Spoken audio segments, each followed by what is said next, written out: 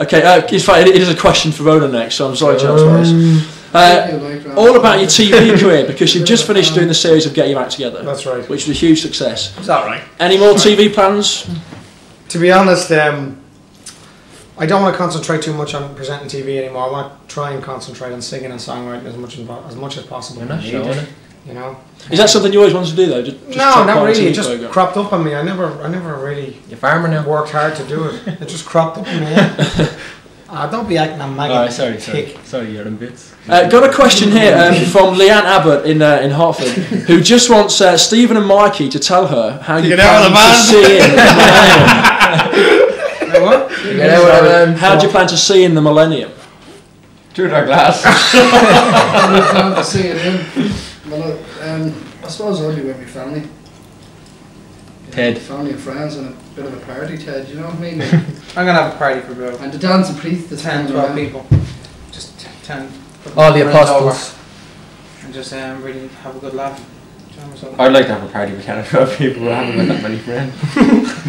Okay, next track on the album then, Baby Can I Hold You, done by Tracy Chapman, released in November '97, got to number 2. Who's going to talk about this? Let's go to Shane if we can. I don't know anything about them songs. I'm sure you were there. I definitely saw you on the video to that one. I Bagsy Rowland says it. Okay, then we go back in time. It's always back to you, isn't it? Tracy Chapman, Baby Can I Hold You, is one of our favourite songs. It's one of the songs we all agree on the tour bus, probably the original.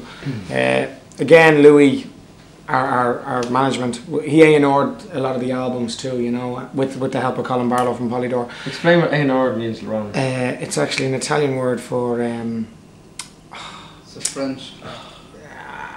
Adoio and recreation. Oh, that's cool, yeah.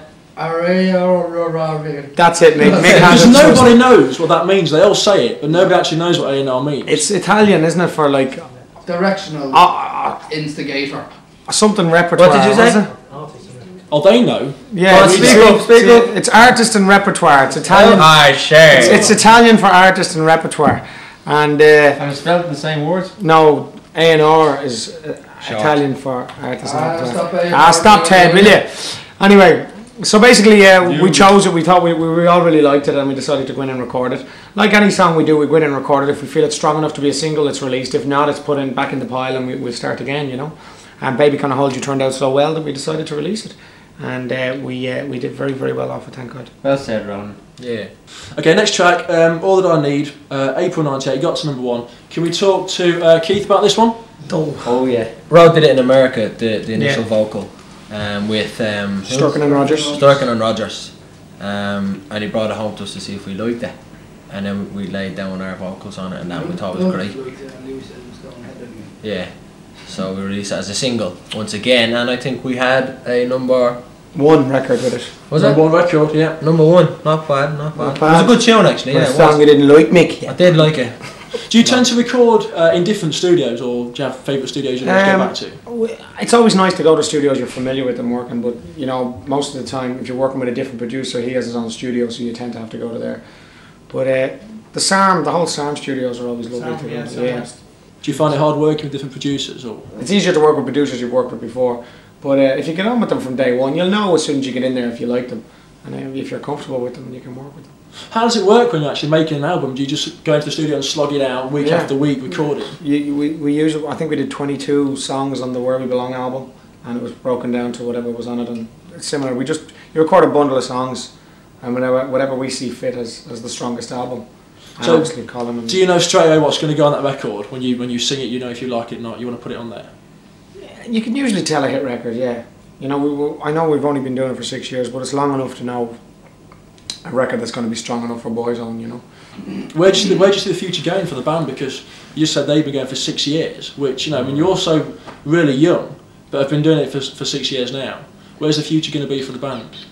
I think the future for the band is bright. No, I think we will definitely be doing or continue to do individual projects around Boyzone.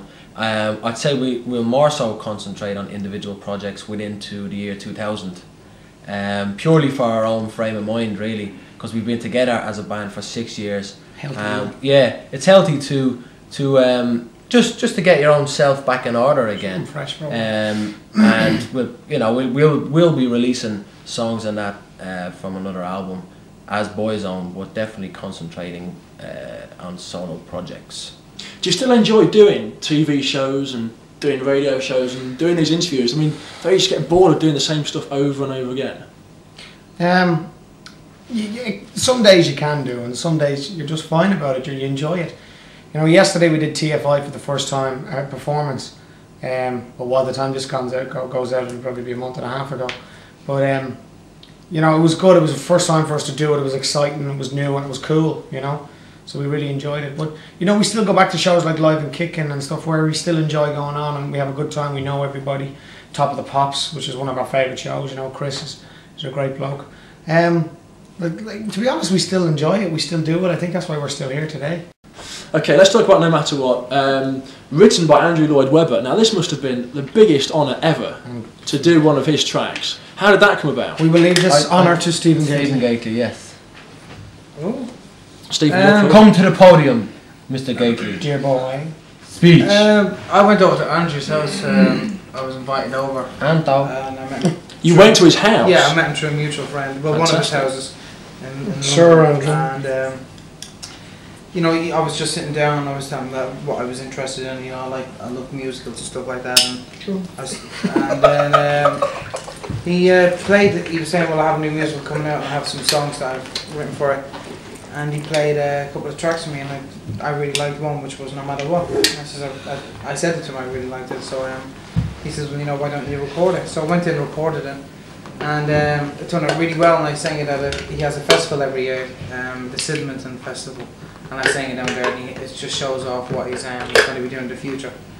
And the good guy, Lucien Grange from the record company, the managing director, came down, and he listened to it, and you know, he really liked it, so we went in and recorded it. Ronan came in and done the vocals. Stole half of it. And you know, just at first the record company didn't want to release it. They wanted to release a different track from the album. We pushed for No Matter What, and it's been our biggest single to date. It's one song of the year last year, 1998. What was that like? I mean, so many questions asking about the record of the year, because you won by thousands of votes. It was almost embarrassing with all the other acts in the room, to be honest, how much we won by. You know, because bands were getting, well, this band got 500 and this one got 1,000. Boyzone 19,000 votes. It was excellent for the first few, and then it just... It felt, I was ashamed, man, sitting there. Well, what a fantastic honour. It just goes to show you that, you know, we've worked hard and we've toured. We're coming up to our 8th tour now, and it goes to show you that working hard like that and getting out there and doing those tours pays off. You know, everybody gets to see your show, appreciates your music, and will vote for you on a show like that.